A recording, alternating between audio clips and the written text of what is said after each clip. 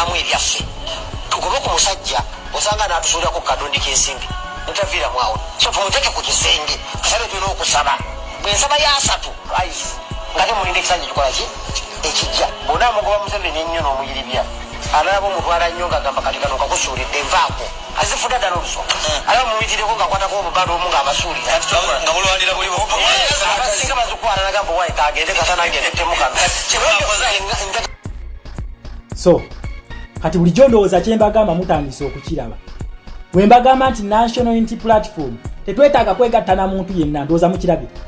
ono nyongero bajjukizo ono atula ku executive yaki atula ku neeke ya DF era akugambye yeebaza mpuuga olw'okujja era akubuulidde ensonga lwaki amwebaza bo kyekyo kino bakiyita difference between a root and a demand omunyago n'ekikyo n'okubanja ekikyo mushigire Uganda si munyago tetuli ku munyago bano batwaga tuli ku mase ya Museveni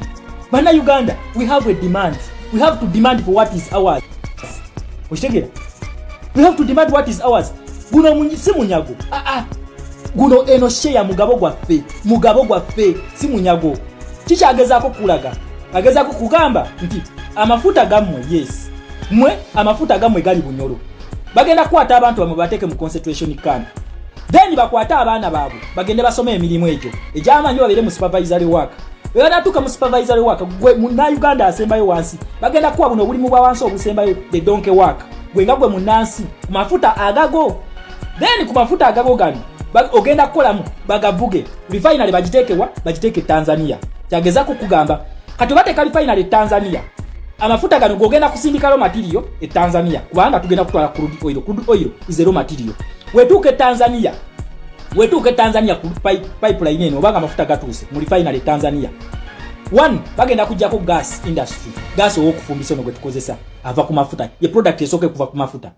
number 2 kugenda kuvaako amafuta g'ennyonyi gagenda kuvaako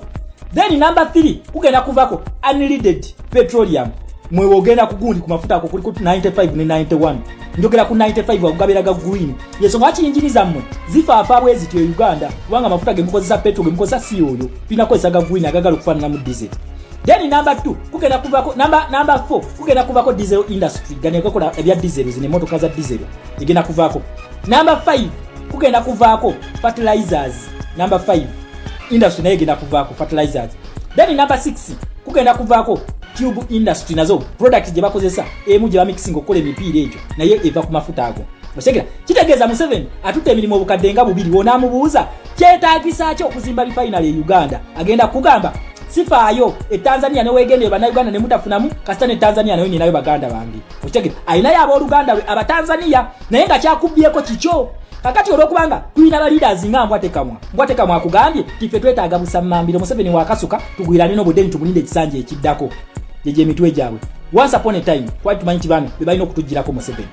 ili his excellence Kyagulanyi we yajja musekera batubye industries nga 8 eziva ku mafuta bakutte emirimu ekisoba mu bukadde obubiri bagiwadde aba Tanzania then amafuta gano gana ave Tanzania gakomyawo e Uganda gagenda kubeera expensive gwe nannyinigo bagakuguze ku bbeeyi eya waggulu bo basobola okumitinga costs n'okusasula aba Tanzania kitegeeza ki Tanzania egenda kuddukira ku speed ya amaanyi gwe munna Uganda togenda kufuna mu mafuta go agago lwaki nti balinda bwe bati batuteeseza busammambiro otegera batuteeseza bukunkumuka so si kyaffe Uganda tulina kutuula ku table ne tugamba okay ensi yaffe kina kike tulina tibwe kiti nga banna Uganda top jobs zonna jina kuweebwa bannansi okuva ku mulimu gwa director guyina kubeera kwa munnansi paka ku ba driver gy'abannansi abataasoma okitegera ba driver tubawe nti bannansi atabatasoma naye nga asobola okuvuga emmotoka tugimuwe mu mafuta gaffe then we tumala okukigamba nti nobwe okay ne tugamba nti kakati katu importing labor okuva mu nsenda tubawe emirimu bakole ono donke waka naye gwe olina kukola donke waka nga gwe munnansi then abatanzania bagende bafune eyo mbwate kama ye mugundi nga ye muteesa wammwe okitegera be ba leaders be tubadde tulina nga tumanyi tubagera tugirako Museveni kakati weebuuze odaddamu noweebuuza lwaki mpuuga ebitano teyabijjaayo ebitano teyabirekayo onaddamu okwebuuza lwaki ekikumi wekyajja teyakireka akugambye nti bo bajja kujjangayo obusamambiro naye obusamambiro buno kibanga omuntu wona amugoba n'akwata mu kisawo n'akasuka buli omuzi akwatako zezize kakati ate omuntu wekapera byonge eri wansi yatasobole kugoba munyago muno agenda funamu atya nga tulina abakulembeze bwe batyo okitegera ekintu ekyo ffe tugamba amafuta gaffe yes refinery tujagala wano mu Uganda we tugyetaaga then Abatanzania tugabaguze ku bbeeyi ya waggulu ng'abaana baffe be bafunyemu ye Museveni akugamba nti agende Tanzania wali abo nganda zange kakati nobera ne leader ngambwa tekamwa akugamba okay mfunako mmeka nti wezit aya basi kankulinde ekisanja ekiddako akugamba nti kolodiwo owe Wagagayi aliyo owe Busia owe Kalamoja owe Mubende owe Kiboga owe Kayunga nti Wagagayi yegendo kola ki Wagagayi yegendo okumusima otegera kampani ya China bamukwate batwale gwe ojja kukeri wansi mu birombe bibaziike mwe banansi temugenda kufunamu gwe bagenda kuwa gold nga lo material eyo gyotwala eyo gold tabera refined bamutwala butwazi akugamba nti omusanyu gw'omulwera kampani bajja zitwala e China godde amatala ga chandeliers nage motoka bagaguze ku bbeeyi naye nga ffe tugamba tutya nti we bagenda lo material yaffe kampani mugiteeke wano iwa muntu aliyo product eziwedde tujja kubasalirako ebintu nga mubitwala tugenda basalirako emirimu gino mugiwa abavubuka be Uganda ekyo kye bayita demand what is yours guno Uganda si munyago usigera si munyago nedda baba Uganda mugabo tulinako omugabo gwaffe we have equal shares ku Uganda tugamba Museveni yesawo tuweko share yaffe tugyetaaga twagala share ku Uganda eyaffe twagala katiba si bukunkumuka usigera ekintu ekyo omuvubuka we Uganda ku kicho balina kuwa katiba si kukunkumuka bakwa katiba kokafulumye tubanye nti bloka mekezi fulumye tiziri 10 yes bloka 10 fenga banansi twagala ko kinana 80% je twetaaga mukitegera neno kyakugamba mbo bajja kuderi Museveni akweko 20% ekinana akitwale nafe tusinika amanyo mwe Museveni atuwadde nonsense ani bwe mugenda okwasamira it is the high time to demand what is ours twetaaga ekyafu okutubukiwa ate ngo yofala tagenda kukituwa na mirembe naye kati essaawa eno tukyamuteddewo avenue ey'okukituwa n'emirembe okitegera tumugamba atuwe yaffe n'emirembe naye wanaagaana tujja kubirwanira ekintu nga kikyo teri teeka lyobeera omenye kukirwanira ekyo tebakikulimba teri teeka lyobeera omenye wabula ate n'ensi yonna yonna egenda kwegattako senga ogamba nti kati nsitudde lutalo kukuba mubbi kumpa byange buli omu ajja kukutaasa okitegera ekintu ekyo bano abantu bano nga bakakembo bano ba DF abo yeyo agenda zaabwe zezo eno bagiyita emmandwa baanika etandise okubaanika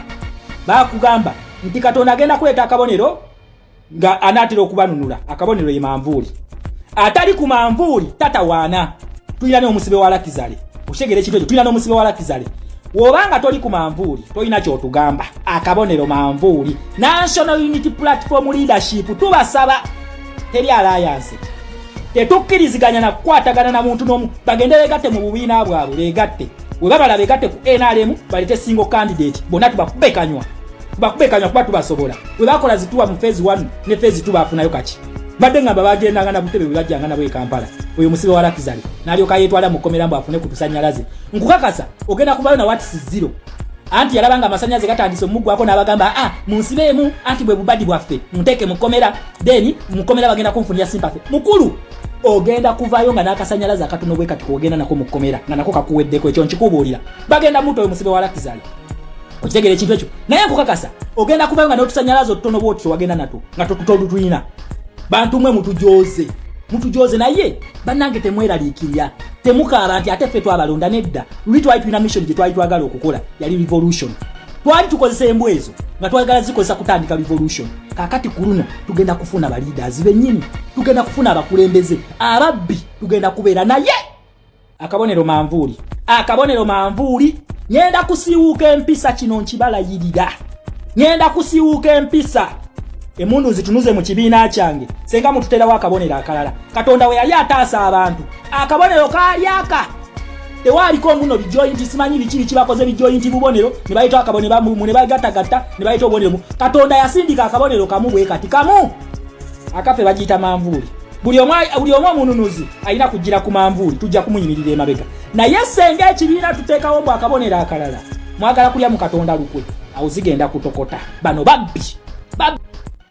ngazo obufumbo olina omwami naye ng'akutawanya olina omukyala ng'akutawanya bajja ne bakwagalako ne bagenda gwe alina ebizibu mu byenfuna nga sente zikuyita mu ngalo wooteeka sente zifa bufi bowola tebazza gwe aloota ng'ogwa mu nnyanja gwe alumizibwa omutwe nga guganja okuwona naawe aloota ng'ebintu bikozesa ensonga z'obufumbo nina ekifo ku mugga awali amayinja wennyambululirako ebisiraani ekikwa ekifiiriza omudibo obutaganja obutawiibwa nzijanjaba abantu ab'enzikiriza zonna nsiŋŋaanibwa njeru ku lw'ejjinja gwanjagala kuba ku nnamba yange eyo naawe ali ewala ennyo yita ku WhatsApp